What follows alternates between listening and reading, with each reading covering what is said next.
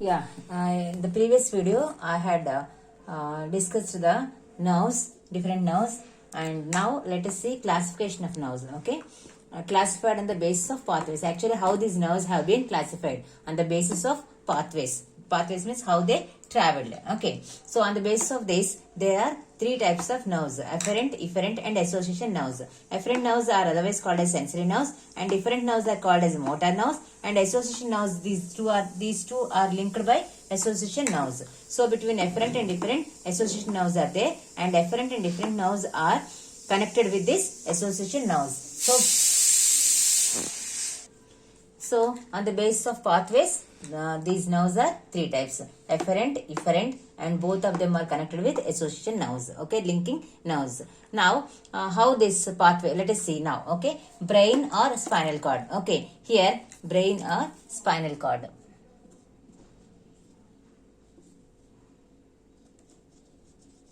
Okay, now.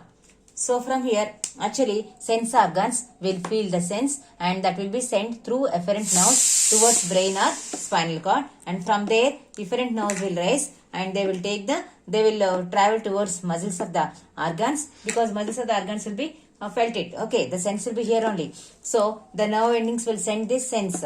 Then the reaction is this, and with the help of these association nerves, that will be sent back to brain, and brain will give the suggestion. According to that, this muscle will react. Okay, so immediately we remove the part or the organ of the body from the affected area. So like this, the afferent, efferent, and association nerves will do or react for a situation. Okay, so this is the pathway of the afferent, efferent, and association nerves. Here through the picture I had showed you. Okay, this is the flow chart. Through this I showed you. Now next, knee jerk reflex. Yesterday we didn't discuss this knee jerk reflex, and this activity we can do even at home. Okay, first we have to sit by crossing the legs and on the chair. Okay, then the upper leg lower portion should hang freely. So this is very common posture of our sitting, and we keep one above the other, and the upper leg automatically the lower portion will be hanging freely. Okay, so this is the first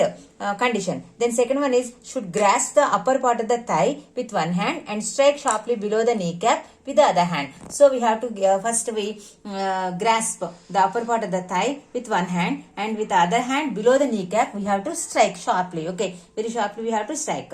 Then what happens? Observe the thigh muscles, they contract. We cannot stop it. Okay, so the upper muscles of the thigh, because we have striked on the lower portion of the upper portion of the kneecap. Okay, just below the kneecap we have striked. But what happened? The upper portion of the thigh, there the muscles have been contracted. So actually we are unconscious and we can control. We want to control, but we cannot control, because this is not under the control of the brain. Okay, so this is involuntary action. This is the example for involuntary action. So the muscles of the upper portion of the thigh are not in our control, and they contract because of the strike, the whatever we have done just below the kneecap. Okay, so like this, the contraction of muscles is not our control, is not under our control. So here I have shown you, this is not in our control, so it is involuntary action. So whatever is not in our control, that is involuntary action. The same thigh muscles can operate in a voluntary manner. That is example, kicking football. Okay, when we are playing football, we can control with the help of the brain's signals and all. The thigh muscles will can be operated to kick the ball. So the same thigh muscles can be acted involuntarily and voluntarily. Okay, so this is the best example for both involuntary and voluntary actions. And in our body we can see many actions are both involuntary and voluntary. Okay, so this is classification of nerves. Next we see the other thing.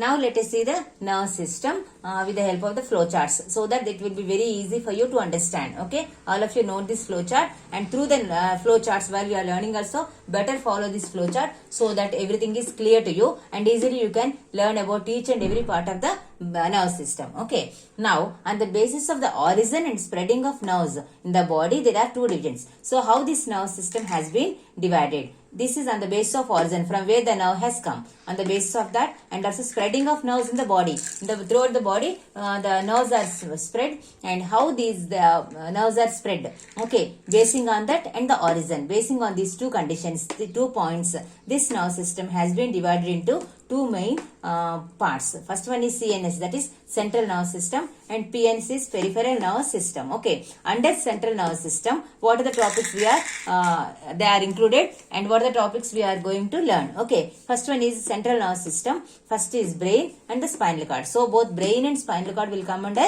central nervous system. And again, this brain is divided into three parts. First one is forebrain, midbrain, and hindbrain. Okay, so this forebrain again divided into cerebrum, olfactory lobes, and diencephalon. Two main. First one is forebrain. Forebrain is divided into cerebrum and diencephalon. Okay, and this cerebrum and olfactory lobes actually. So main three are there: cerebrum, olfactory lobes, and diencephalon. Okay, so like this forebrain is having the spreading of origin and spreading of nerves. In the same way, if you take midbrain, here optic lobes are situated, and this sensory and optic nerves, sensory and motor nerves are being spread, okay, from brain, okay, cranial nerves and spinal nerves. In the same way, hindbrain, if you take here cerebellum and medulla oblongata, these two are main parts of the hindbrain. Okay, in detail we learn in the next video. Okay, now what is peripheral nerve system? That let us see. Peripheral nerve system includes dorsal and ventral nerves. Okay, here dorsal and central ventral nerve system these are having nerve cell heads are associated here, and dorsal side sensory nerves will be there, and ventral side motor nerves will be there. Okay, these motor nerves are helpful for muscular activity, because this is to show the reaction. This is to get the stimulus. Okay, so dorsal and ventral, these two, along with this, actually what are present in peripheral nerve system we are dealing now. First one is dorsal and ventral side nerve cell heads. Plus, along with this, the network of cranial and spinal nerves. Cranial nerves will come from brain, and spinal nerves come from spinal cord. Okay, so this is on one side, and the other side muscles will be there. Okay, like that here this peripheral nerve system is having dorsal ventral nerve heads and the network of cranial and spinal nerves, and also the muscles, okay, on the other hand. So like this, all this is come under peripheral nerve system. So in the next video, let us learn how each and every part of this central nerve system as well as peripheral nerve system will function, what are the main functions and where they locate. All these things let us learn in the next video. Thank you, and I hope you understand this.